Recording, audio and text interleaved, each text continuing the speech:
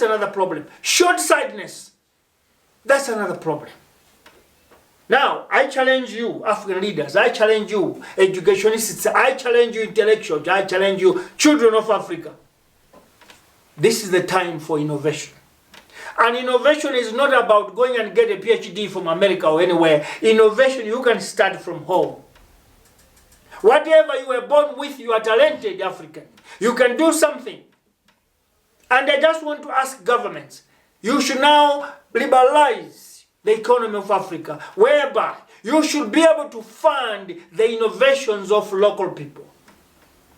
Give those Africans that have got talents some funding for them to pursue their dreams. Because that is the only way Africa will develop. That is the only way Africa will stand tall. And that's the only way we will be able to put an order that we don't need Chinese in Africa. That is the only way we can say who will come and visit Africa. Fellow citizens, Pan-African, we have one mistake that we have. Let us stop hating one another. Let us stop hating one another. It wasn't by mistake or by default to be created black people. But it was the making of somebody for us to be 55 voices. It was the making of those that colonized this continent that made us to be divided up to 55 voices.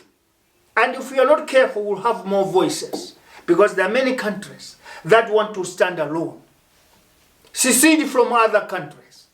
We can stop this if we start putting together an agenda. An agenda that will serve the interests of an African in Southern Africa. An African in Northern Africa. An African in Eastern Africa.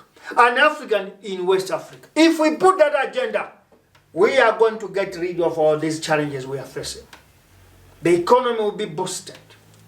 Our identity will be strong in the world, among people.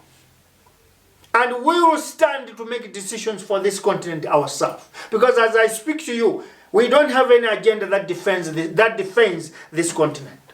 That is why Chinese are planning for Africa. When we are watching, the white people from Europe, they already made their planning and we are moving with it each and every time. We can't get out of it because it's part of our inheritance. And Chinese have made that advantage. They are going to think for us. And we just watch. Why? Because we have stopped loving ourselves. We have stopped liking ourselves. We have stopped completely thinking about our interests and the interests from this generation to the other. So now, let us stop thinking about what has gone wrong with the Europeans. That is the past. We cannot deal with it, but we can sort it out. We don't need to allow now the Chinese to come in. And you know what? Those Chinese, as I said in my first, they are not moral citizens. They are convicts, criminals in China. And they're throwing them over here. And we welcome them. Now, the fault of Africa is that when it comes to money, we are very blind. When it comes to money, we are blind. We don't think about families. We don't think about our lives. We don't think about anything. As long as money comes.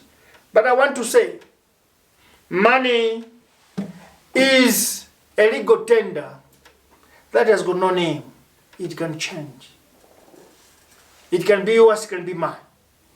We lived with the British pound. That was the only medium of foreign exchange in the recent past. Today, we are with the US dollar. That is the medium of foreign exchange today. But in the next 4 or 5 years, yuan, the Chinese money, is going to come into the market. Who knows? It will be the euro in years to come. So money should not dictate our lives. We can dictate ourselves because money can lose value at any time. Money can come and go, but Africa stands. Fellow Africans, I want to say something about development. African governments should stop corruption. I was listening to the President of South Africa who said the money that has been pumped into COVID-19 pandemic is being corrupted. There are a lot of issues whereby people are not given what is required to contain the pandemic. Instead, money has been swindled.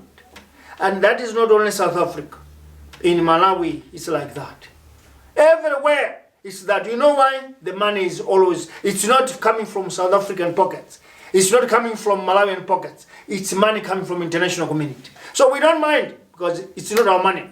So we can play with it. We can steal it. We can corrupt it. We can swindle it.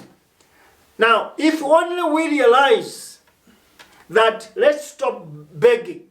We should start using what we have with our hands. Corruption will stop. Because everybody is going to be responsible. As I said before, we need to take responsibility of our lives. We need to take responsibility of our finances, of our lives, so that we will never be told what to do by anybody. We will be able to be our own masters. In closing, I've got 2 minutes. It's an appeal to Nigeria, the biggest economy in Africa, to South Africa, second biggest economy in Africa, Kenya, third biggest economy in Africa, Egypt, the biggest economy in North Africa.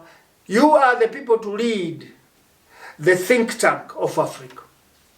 You are the people to lead the agenda for Africa. Because whether you like it or not, we will remain Africa. And all of you leaders, you keep money outside the continent, but when you want to die, when you are sick, you come back in Africa. You will be buried in Africa. The best you should do, take whatever you have kept in other countries. Take all the money that you have externalized, bring them back in Africa so that we develop. Because your name will be remembered. Your names will be remembered if you have done everything that you did for this continent. We will be able to point that this is what that president did. Whether it's a road, whether it's a hospital, whether it's houses, we will remember you. But by keeping money outside the continent, you should know that you hate this continent. But when you die, you remain in Africa. I am Bantu Sanders Juma, Commander-in-Chief, Bantu Pan-Africanist. Sorry, I was thinking of about other story of Malawi. I'm a Pan-Africanist, the advocator of one Africa, one nation. The advocator of one Africa, one people. The advocator of no segregation. The advocator who loves what I am. I am an African, and I'll always be an African. Therefore, I want you too to be Africans. Love yourself, love your continent. Let's develop this continent because this is home. And there's no any other home that will be apart from this Africa. Thank you very much.